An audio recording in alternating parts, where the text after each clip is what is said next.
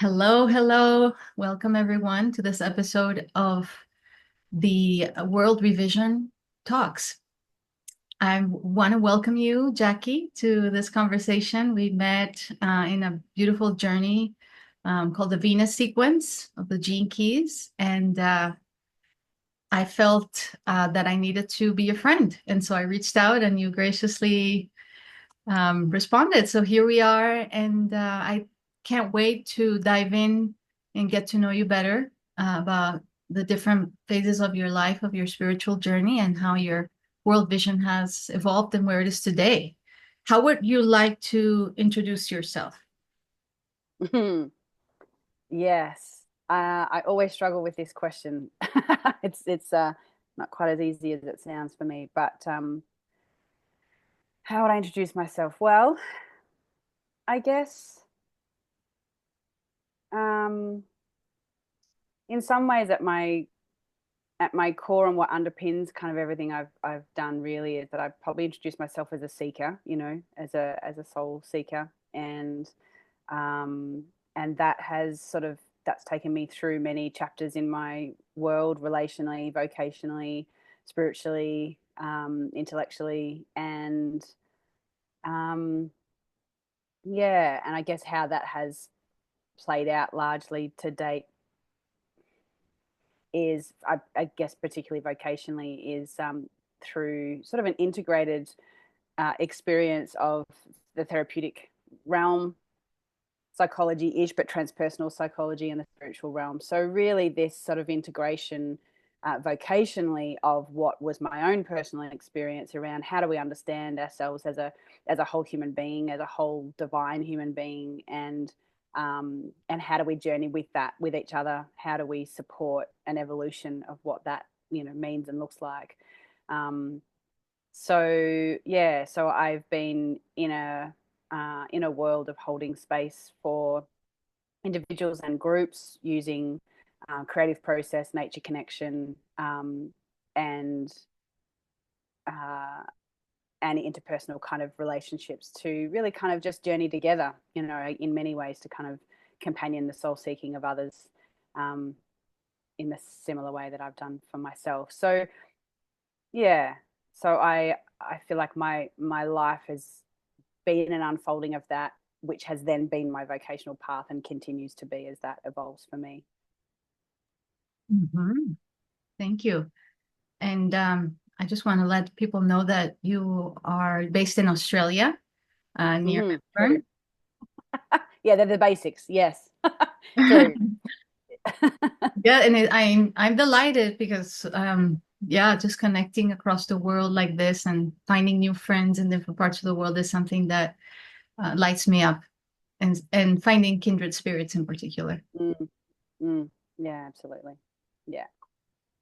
So when we spoke the first time, I remember you saying that initially your worldview was very influenced by Christianity, Mhm. and you came to question that really from the ground up, um, and that and you even referenced something that really struck me, that Christianity created a global wound.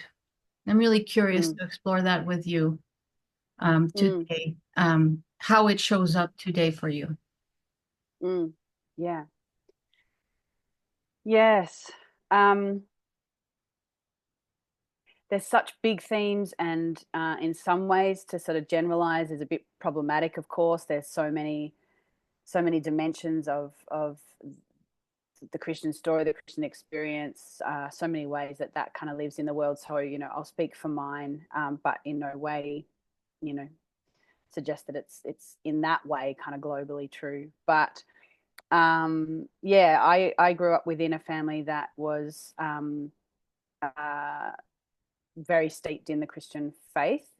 As the denomination for us here in Australia is Baptist, but it doesn't that doesn't mean the same thing as what it does in America. But it's a Protestant arm of the church. Um, and in many ways, what I ended up kind of moving into in my late teens, early 20s was quite a progressive version of that, and there were lots of beautiful gifts that I had from that. I mean, I introduced myself as a soul seeker, and that's part of the origin of that. I grew up in a context that taught me to wonder about the bigger picture and what we were in relationship with that wasn't visible to the naked eye. And so that's a real gift, and I've probably only come to understand that later on. When it's your origins, it's your water for swimming, you don't quite realize what you're being gifted at the time. But I think that was really significant, that I never really felt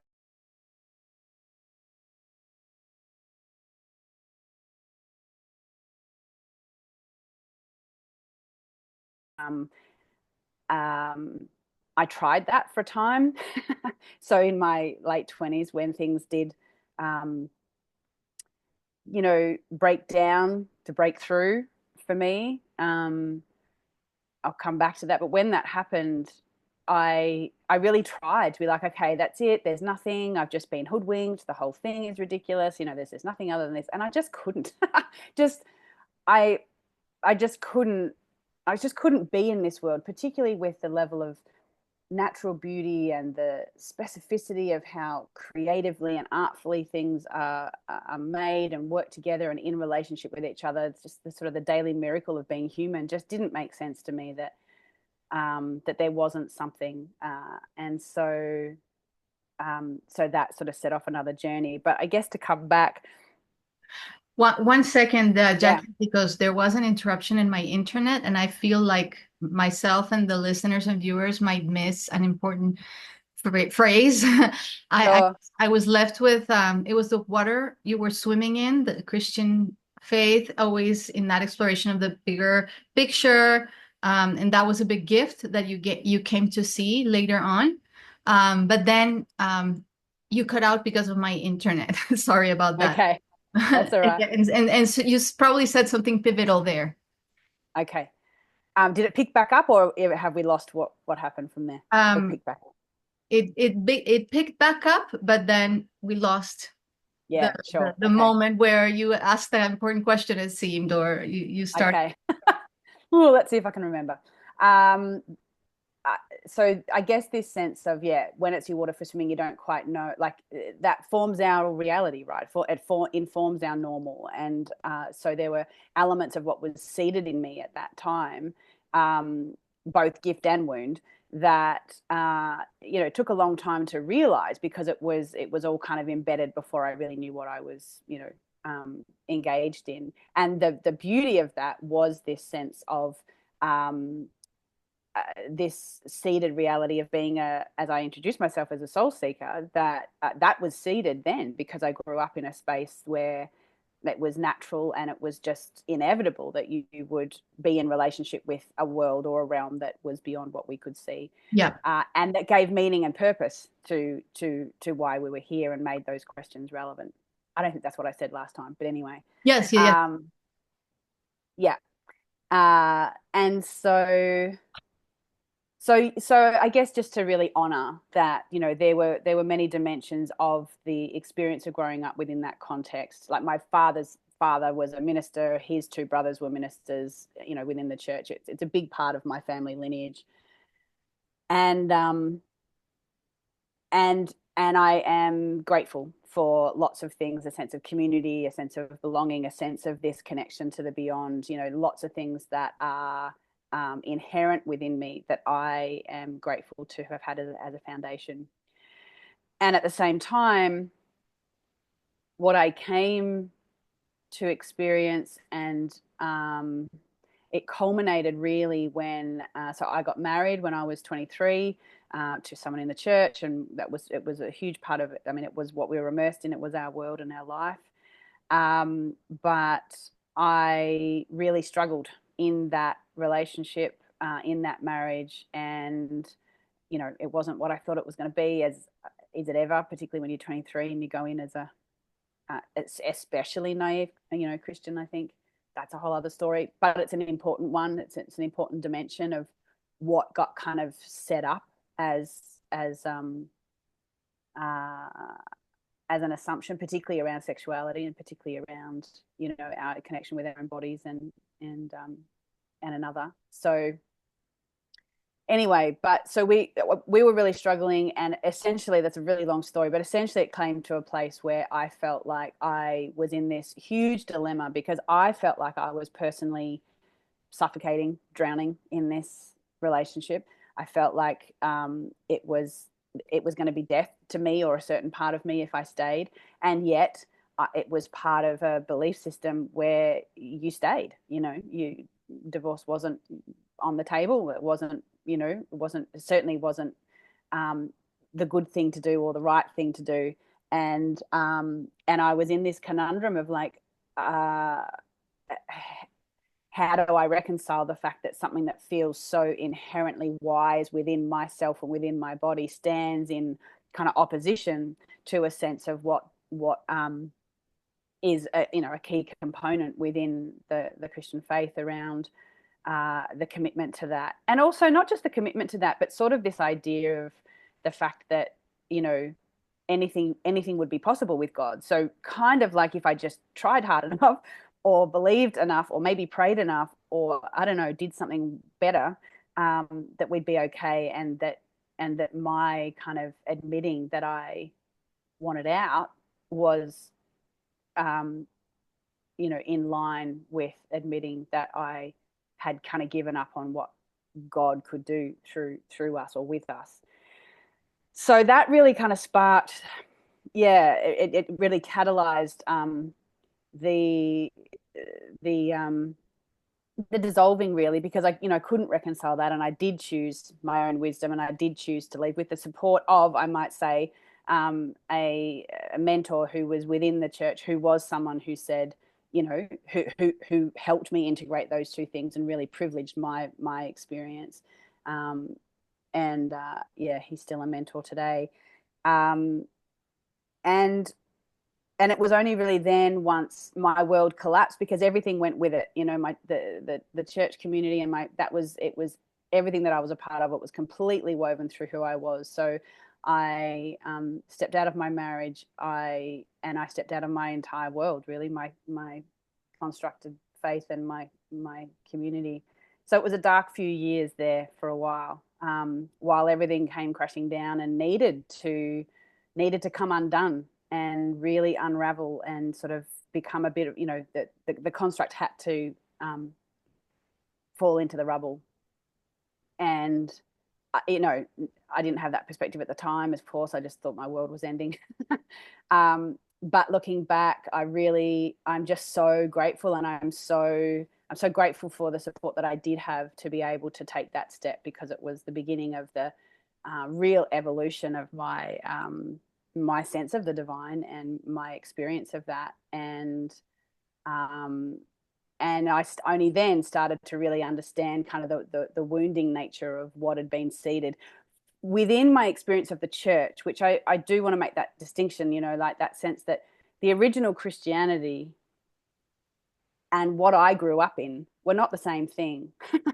I grew up in a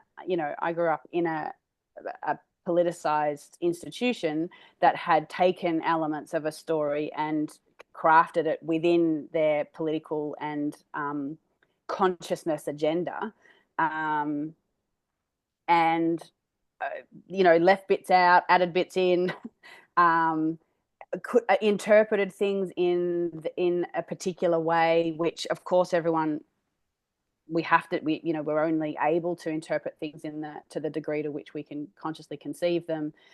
So some of it I think was highly conscious in terms of an agenda, a patriarchal agenda, that needed to generate a story that wasn't a threat to a patriarchal political structure. And also some of it was, where we as a humanity were at back then and what we were capable of understanding the teachings were about, or what their lives were about, or what the whole thing was supposed to be about. So, but from both of those angles, there was this element that I came to painfully see about how my sense of identity had been wrapped up in that, and how this pure essence of a message that was supposed to be about love actually really had woven in through me and really muddied those waters in relation to fear and submission and control, and this kind of externalizing of the wisdom, this externalizing out there to a male god, who was the one that knew and held the sacredness and held the holiness, and had offered me in his love the forgiveness and the saving, but that there was nothing of inherent value and worth in who I was as a human being, because I was inherently sinful, as the story of my church had gone. So again, there's so many layers to this, but fundamentally I came to really feel the pain and the wound of what collectively, and that's probably, in terms of the comment that you were referring to, this global wound is that, this is a collective experience. This is, as I said, there's lots of nuanced ways and lots of different ways in which different churches interpret these things, so it's not universal across the board, but there is a universality to an experience of what was commandeered, really, about this profound wisdom tradition, and the experience of two people, not one, a man and a woman, who were here to show us, but also provide the kind of the gravitational pull through which we could come to understand the true nature of ourselves as divine. So there's been a lot of healing. There's been a lot of rage. There's been a lot of everything, and an exploration of lots of other ways in which different faith traditions and different times in history have been in relationship with this notion of the divinity that moves in and through our humanity. Yeah. Beautiful. So I understand that part of what you discovered is the figure of Mary Magdalene, and the importance of her in that whole mythos of Jesus, and how that completes the picture in a way that was suppressed in earlier times. So perhaps you can share a bit about how you found her and what she means to you. Yeah. Well, I think she found me, and I think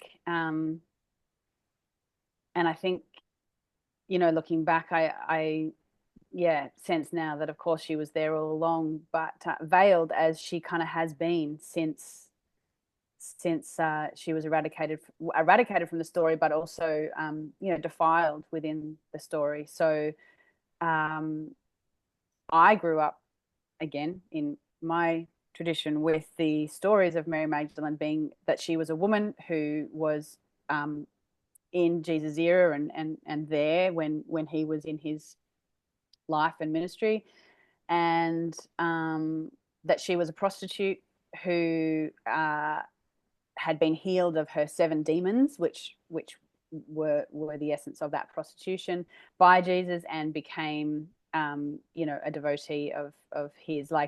But she loved him, and she was sort of around because he'd healed her, and she was grateful. And then the other mention of her was that she was the one that Jesus first appeared to when he resurrected. In my experience, that was like she was the one that he met, and he told her to go and tell the men, the disciples. So that's the story I'd grown up with. And about a couple of years ago now, I guess it sits in a context too where, for the last 15, 20 years, that my exploration of all of this and my questing around this has centered around the sacred feminine. Like what's going on with that? Where how do we conceptualize the sacred feminine? Again, in my sort of Protestant tradition, we didn't have a sense of real reverence for the mother of Jesus either, Mother Mary. So for me, there was really like this dearth of where are the powerful women? Where's the actual divine sacred feminine in all of this? And again, there's lots of ways in which I have come in contact with that.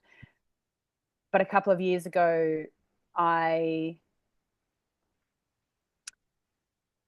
within that inquiry and within that contemplation, really, there was a series of events that led to my connection with a woman called Cynthia Bourgeau, who has a book on Mary Magdalene, and I had heard an interview and it piqued my interest, and I read the book and my mind was blown.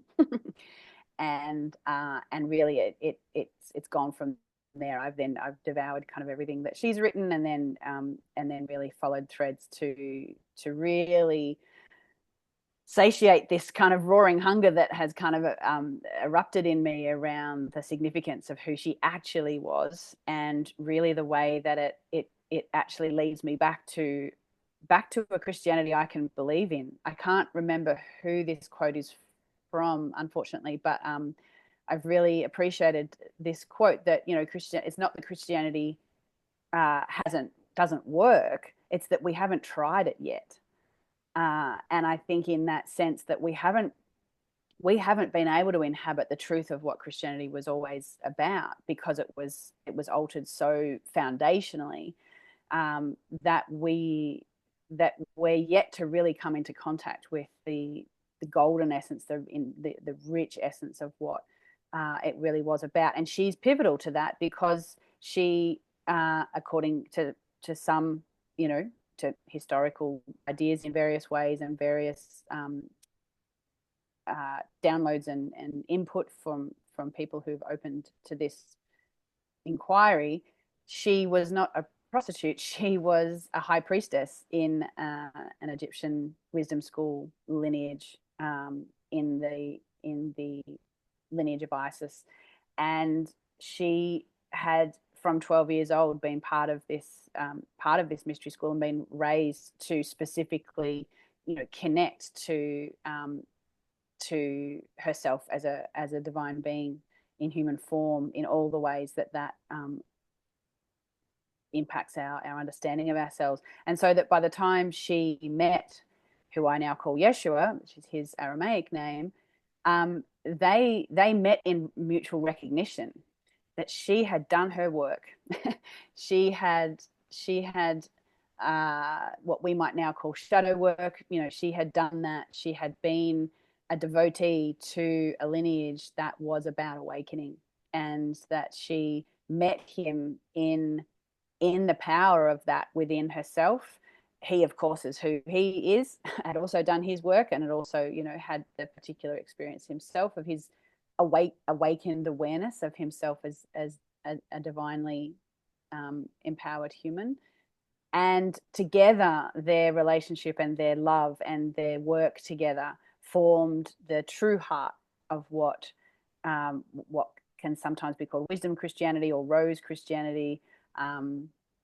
But the original heart of the matter was an expression of the divine essence as a relational impulse. That it is around this sense of the union, the sacred union between the masculine and feminine, and that they embodied that. And without her, you get exactly what our world is now grieving in and being destroyed by, which is that when you forget or eradicate or defile or dominate the feminine, you create an imbalance that kills us. Which is not to say that elevate the feminine and deny the masculine is the way either, but it's this sanctification of the sacred union, that we need a healthy experience and connection with the divine masculine and the divine feminine within us, as who we are.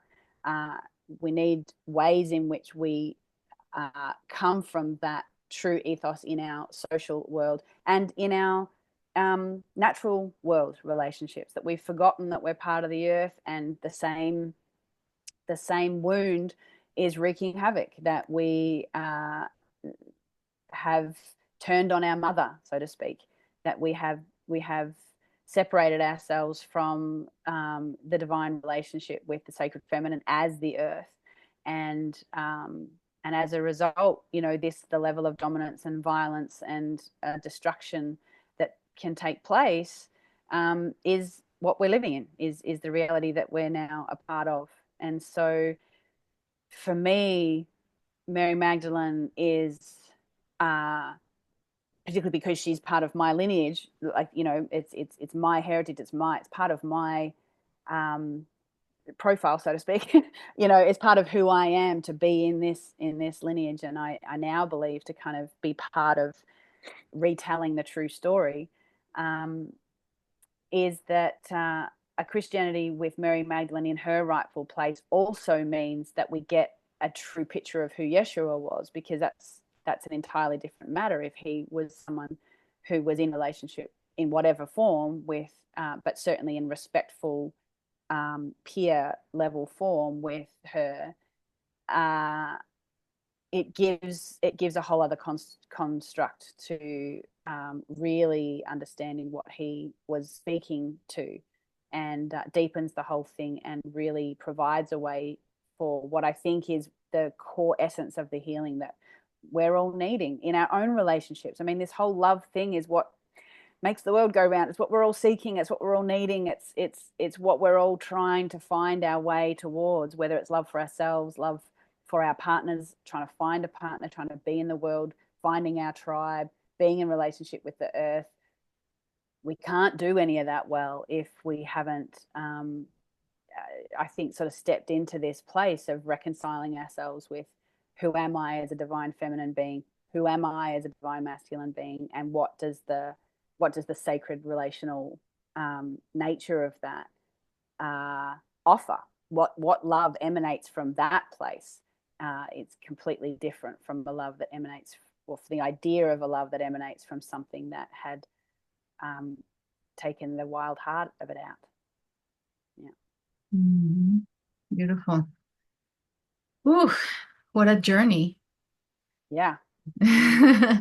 And I And I'm know. as surprised to be here as it, like, it kind of came as a surprise that she came back in. And when she first came back in, I read the book, I was like, oh no, like, oh no, I'm going to have to look at the whole thing. I'm going to have to open this whole thing back, this whole thing back up. It had been so painful. And I kind of deep down knew I had to, but it was like, there was definitely parts of me resisting at the beginning of, like, I don't want to touch this thing that, I came to understand wounded me so much. But it's been an incredible gift and grace, to be shown that, yeah, there's a true path to kind of pick up again.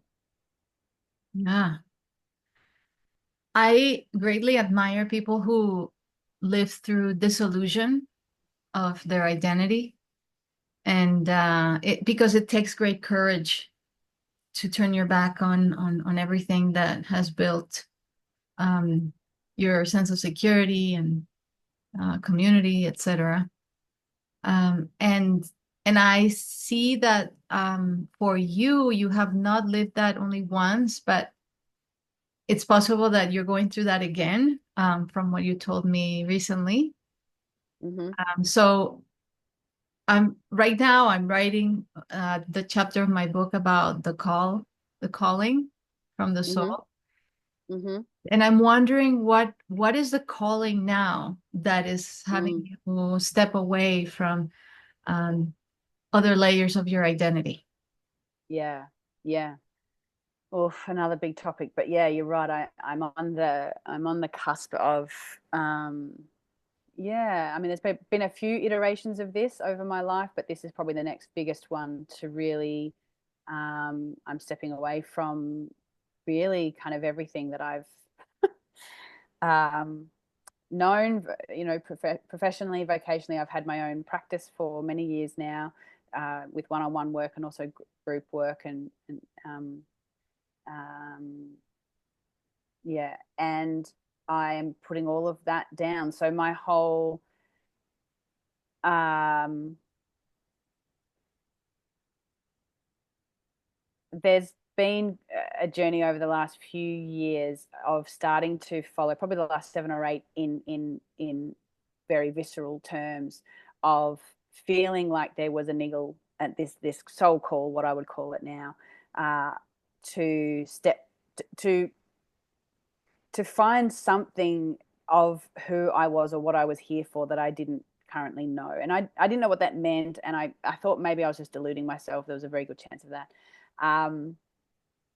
And yet it was persistent. And so I followed it. I stepped back from work. I didn't end it completely, but I stepped back from work then 7 years ago, and took a number of paths to support that that inquiry. One was a soul purpose program that held a particular frame to support that work, and lots of my own contemplation and my own sort of pilgrimage, getting in my car and sort of just going and being on the land for what ended up being 3 months, just to listen and to really to follow this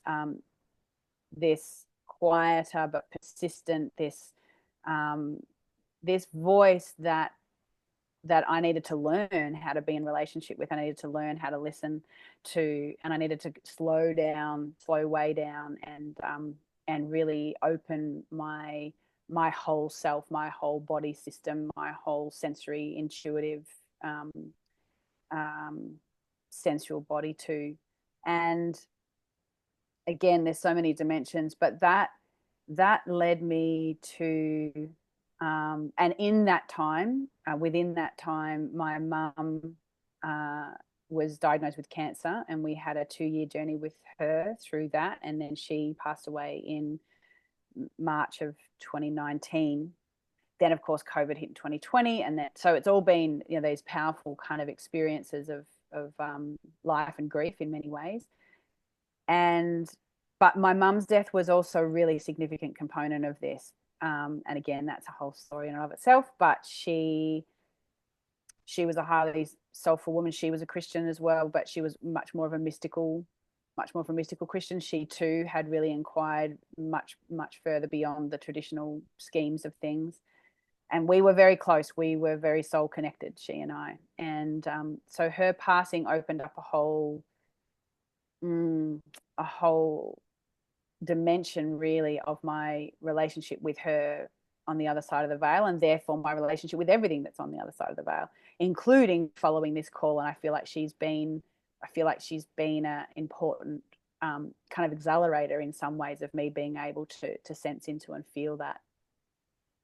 So a couple of years ago, it led me to a sense that there was something about my voice, using my own voice, literally, metaphorically, that was the seed somehow of this thing that I was looking for, which sort of surprised me at the time. But I said yes to that and sort of opened back up. And for me, it's very conversational. It's very reciprocal. It's very, I'll do my bit, then I'll hand it over and listen and see what I get back. And then I get something, and I'm like, okay. And, then it's a process of trusting that, putting it back out there. So it was this relational nature of my listening and then feeling like I heard that. And so I then said yes to the universe, or, however you want to name it. I said, look, I'll say, if I'm right and that's what you're saying, then I'll say yes. But I have no idea what that means. I have no idea how I can possibly do it in a way that would fit for me. I don't really understand. So your move, you have to bring me, the next step, because I don't know where to go with this. And about a week later, I got an email about a program that two brothers who are Australian, but they live in the US, a program that they were running that was about a 6-week program or something through the Shift Network, about using sound and voice to support inner healing. And I was like, okay, I think that's a door. I think that's a response.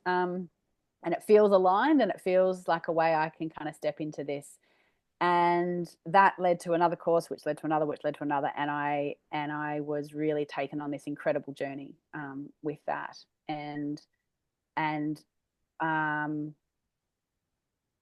really came into feeling this sense that it was reclaiming myself as an artist. That was what was calling back then. Now,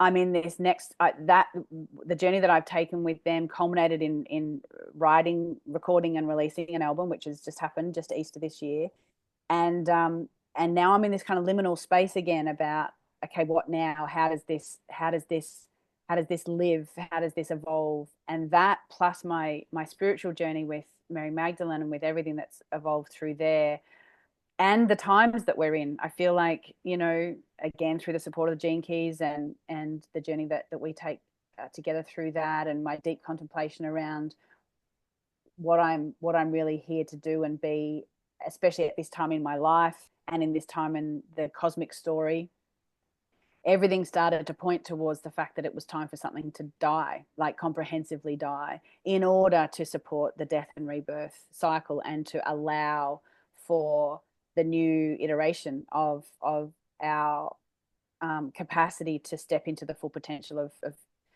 who we're here to be. And it doesn't make sense to a lot of people. It barely makes sense to me because I love my work. I value my work. I'm having a hard time, and there's a lot of grief involved, but I've come again in this same kind of conversational way. I've come to feel that that's what I'm being asked to do, that it's about letting go before you know what's coming, of course, that it's about being willing and ready to kind of relinquish, to let go, to open my hands with the ways that I've held on to ideas about who I am or what I'm here for or what my identity is, to really be prepared to let all of that kind of go through the fires so that an entirely new thing can emerge. I don't know what that means. You'll have to talk to me in another year or two. But what it literally means is that I have decided to, close my practice. I'm in the process of finishing up with all my clients now. And then again, in this beautiful way that this soul path gets affirmed, I then had this magical experience a couple of weeks ago, having had this deep yearning to. So Mary Magdalene is said to have traveled to France after Yeshua died, and that all happened, and that she continued her life over there. And I had this deep yearning to follow that, to walk where she walked.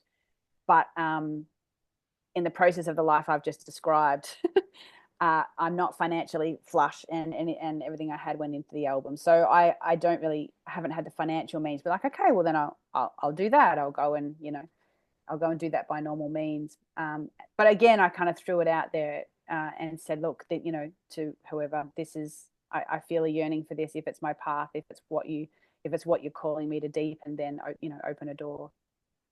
And again, the short version is, a couple of weeks ago, I again came across a woman who is English but lives in the south of France, and had a retreat center completely centered around Magdalene and the teachings of her and engaging with the sacred feminine.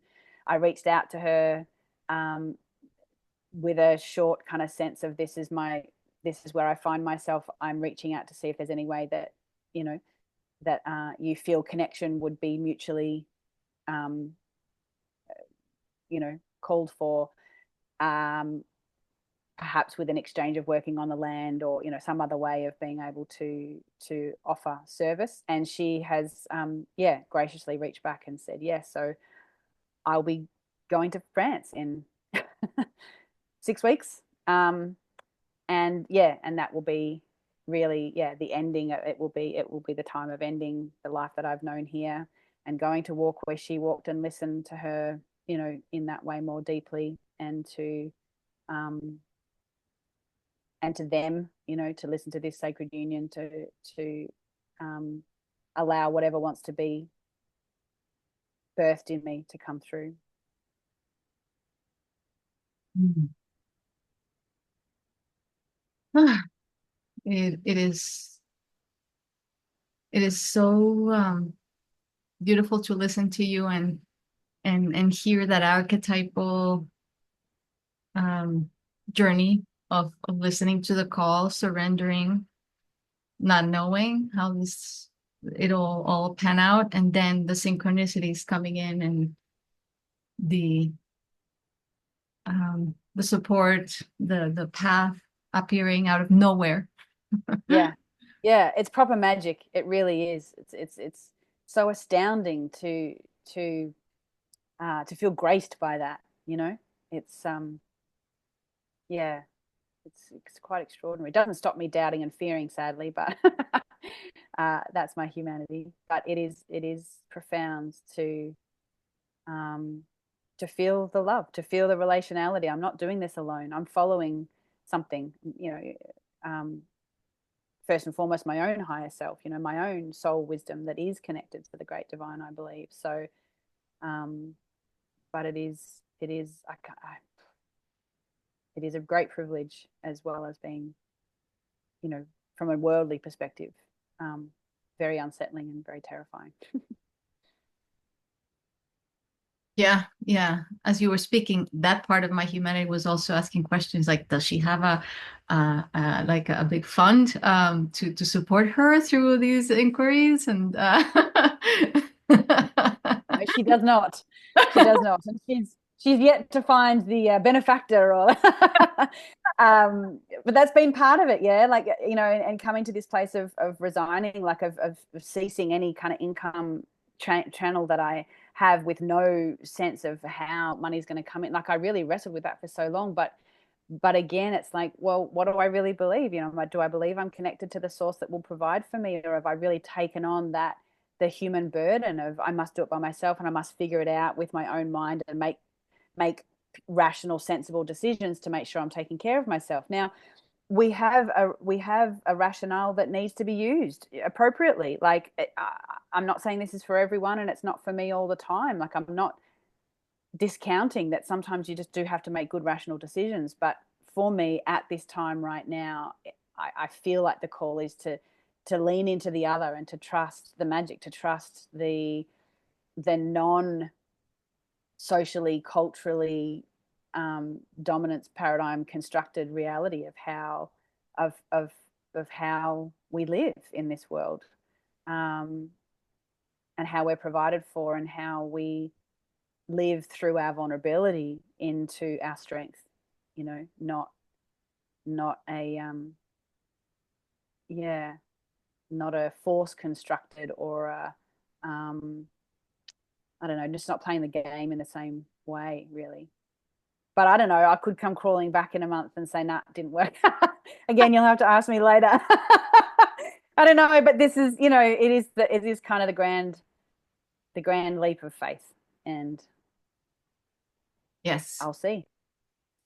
Well, it's beautiful. Regardless of how things turn out, I think more of us need to engage in that leap of faith, because it is that one of those big regrets people have at the end of their life of is why didn't I take more risks in favor of what my soul was telling me?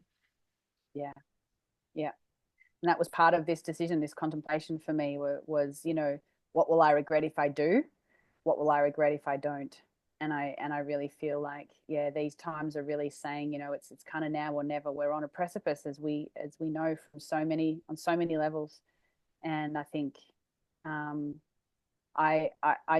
I won't regret that I took a leap and fell on my face, and, you know, um, I don't know, was humbled even further. I won't regret that, but I will regret if I don't really walk the talk and trust fully what I'm being held by, um, and not keep my own safety nets in play to try and keep myself safe. Yeah. Mm. Maybe to end, you can say a few words about 2027. We touched upon it in one of our conversations, and it's something that is on my mind as a sort of like a deadline of, okay, before and after. Uh, Yeah. how does that play out in your mind and in your decision making? Yeah. Yeah, so I have become really interested in astrology, and that kind of cosmic map making, that cosmic kind of story that is, of course, a mirror to our story. But I'm no expert in it, and I'm not an astrologer. But from what I'm gleaning, from what I'm learning, these years, this year, next year, and into the beginning of 2027, is kind of the cosmic invitation to go through this kind of death and rebirth experience. That there is a foundational shift in how the kind of tectonic plates, so to speak, of our cosmic story, of how us as a human race on the planet of Earth within a solar system that's operating in, in relationship with a greater galaxy, that the way that we're held in the choreography of that story is changing in really fundamental ways, and without all the detail of that, just that we're being offered a time here to be willing to kind of go with that, and to again allow this kind of death and rebirth experience to happen, so that we evolve into a whole new dimension of how we understand ourselves, how we are in the world, and how we, well, as a human race, perhaps survive or not. That this is a really malleable time. Like the veil's super thin. The foundation or pillars that have held us in a particular dimension of our consciousness are shifting and opening to say, it's time to shift paradigms. And how does our, and so this is part of what has informed this aspect of my call, is how do I partner that? How do I companion? How do I align and attune myself that I am a fractal of that story? I'm a fractal of that experience. And so how do I respond? How do I stay attuned and aligned with what's being asked on every level, and have my life in as much resonance with that story as possible? How does the cosmic story play out in the global story? How does the global story play out in the local story? How does the local story play out in my personal story, and the other way as well? So it's informed my sense too, and the timing, and probably the courage to be like, I can't believe that the chaos and the destruction and the whatever that we're in right now, and the fear and the war, like I can't believe that's not for something. I think we are in a huge breakdown time, which could just be terrifying and scary and disastrous, or could be the death throes, of something that really is asking to be taken through the eye of the needle, so to speak. And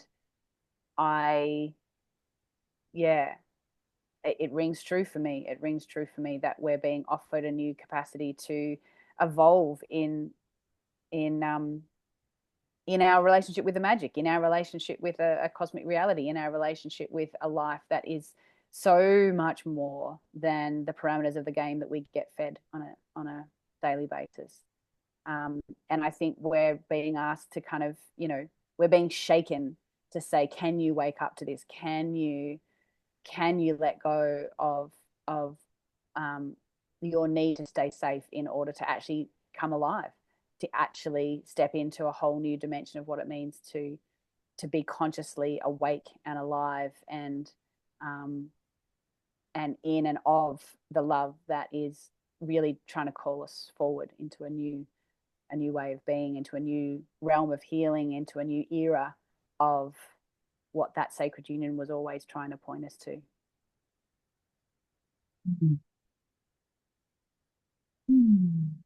Beautiful. Well, this is incredibly inspiring.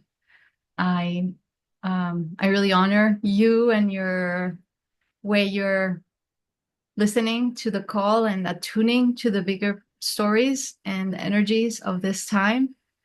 And I'm so grateful that I have met you, and that we have been able to have this conversation. I'm already thinking of so many people I want to send this to. Great. Well, it's been an honor. Thank you. It's been so magical, part of those magical connections, that soul-led connections, Yeah. and through this beautiful avenue of Gene Key. So I'm certainly, super grateful to have come into your life as well. And thanks for this opportunity. It's sacred time. Thank you. Thank you. And the last thing I want to say is thank you for the courage to put into words what is just emerging for you, and is very fresh, and uncertain, and that you're right in the middle of it. It speaks a lot about the strength that you are. Thank you. Thanks so much. Many blessings, and thank you to all of the listeners and viewers of this. I'm sure that there's something in here for you. So I look forward to our next conversation. Gorgeous. Thanks so much.